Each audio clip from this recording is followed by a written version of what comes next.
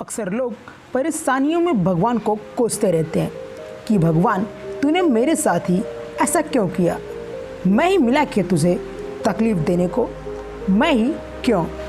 लोग अपने अच्छे वक्त में भगवान को याद नहीं करते, पर जैसे ही बुरा वक्त शुरू होता है भगवान को गाली देना शुरू कर देते हैं। यही इंसान की प्रकृति है।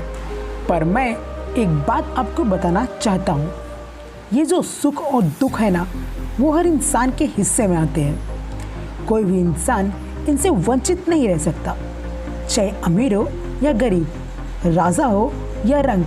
इंसान के भाग्य में सुख और दुख आएंगे ही आएंगे। यही ईश्वर का बनाया हुआ नियम है। हर इंसान जिसका जन्म हुआ है उसकी मृत्यु भी होगी। इसलिए जो लोग रोते रहते हैं ना कि मेरे साथ ही ऐसा क्यों हुआ, उनके लिए मैं एक किस्सा सुनाता हूँ। ऑथर रॉबर्ट का, जो कि टेनिस के एक महान खिलाड़ी थे। इन्होंने 3 grand slam, Wimbledon, US open और ऑस्ट्रेलिया ओपन जीतकर रिकॉर्ड अपने नाम किया था। 1988 में उनकी हार्ट की सर्जरी हुई थी, जिसके दौरान उन्हें गलती से HIV संक्रमित ब्लड चढ़ा दिया गया, जिस कारण वे HIV रोग की ग्रसित हो गए।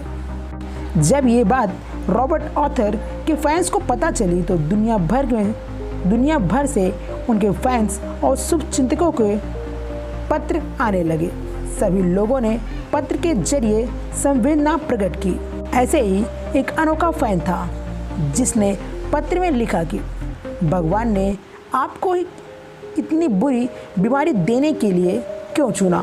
तब ऑथर ऐसे ने इस सवाल का जवाब ऐसे दिया कि जो जवाब Wimbledon court number 1 central tennis court में ग्रेनाइट प्लेट पर लिख दिया गया, जिसे आज भी देखा जा सकता है। ऑथर ऐसे ने जवाब में लिखा, पूरी दुनिया में 50 मिलियन बच्चे टेनिस खेलना शुरू करते हैं, उसमें से 5 मिलियन बच्चे टेनिस की ट्रेनिंग ले पाते हैं, जिसमें से सिर्फ 5 लाख बच्चे ही प्रोफेशनल ट्रेनिंग तक पहुंचते हैं। फिर उसमें से 50,000 सफल होकर टेनिस कोर्ट तक आ पाते हैं, उसमें से 5,000 ग्रैंड स्लैम तक जाते हैं, जिसमें से 50 विंबलडन तक पहुंचते हैं, जिसके बाद 4 सेमीफाइनल और आखिर में 2 लोग फाइनल में जाते हैं। जब मैं उस विजय ट्रॉफी को हाथ में उठाए हुए था तो मैंने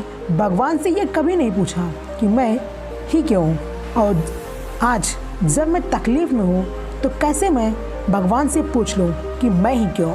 ऑथर रॉबर्ट ऐसे के इस जवाब से हम सभी को ये शिक्षा लेनी चाहिए, जिस तरह हम ईश्वर की दी गई खुशियों को स्वीकार करते हैं, उसी तरह हमें अपने दुख और तकलीफ़ों को भी स्वीकार करना चाहिए।